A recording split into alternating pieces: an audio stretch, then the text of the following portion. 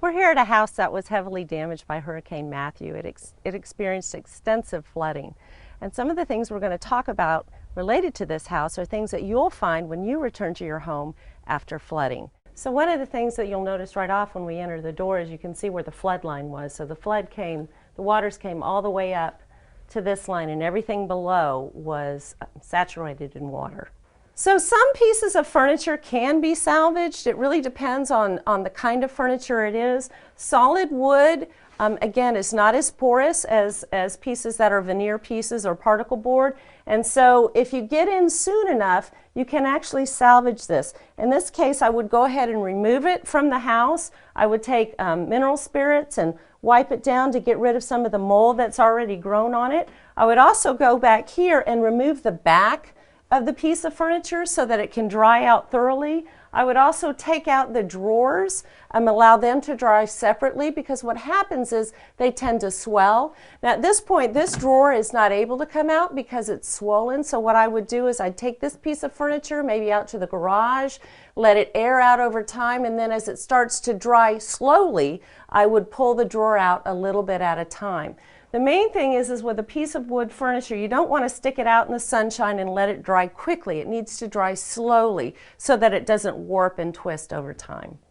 This is a veneer, and what's happened as the water entered the house and has receded and it started to dry out, the veneer has actually pulled back away from the particle board behind it. Also, you'll notice that it's greatly warped on the side, and again, that's because of the veneer. The veneer and its laminate has come undone, so it's coming apart and starting to buckle. The back too has also come apart. You'll also notice it didn't take very long for mold to grow on that, so this piece of furniture is not salvageable at all.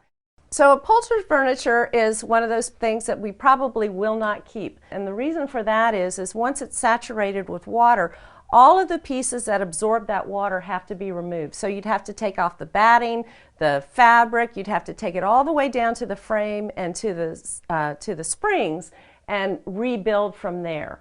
You have to weigh trying to salvage it with the cost of replacing it and the cost of repairing it. So mattresses that have been flooded need to be removed from the house and discarded. One of the things you'll want to make sure you do, though, before you put your mattress out by the edge of the road to be picked up, is you'll want to take a box knife and cut a big X in the middle of it. And the reason you do that is so that somebody who is driving along the road and sees a lovely mattress doesn't suddenly decide, I think I'll take that home and use it for my family, because you certainly wouldn't want anybody else to be sleeping on a contaminated mattress. One of the things too you'll find as you look around is after a flood, everybody brings all of their things outside, the things that need to be discarded. And as you look around, you can see evidence of some of the many things we talked about in the house. You can see pieces of furniture that's warping, pulling away from the particle board or the wood underneath. You can see baseboards that have to be removed so that walls can be dried. You can see evidence of cabinets and other pieces of the interior of the home. Insulation, all of these things are things that need to be discarded, removed from the home so that the home can begin to dry out.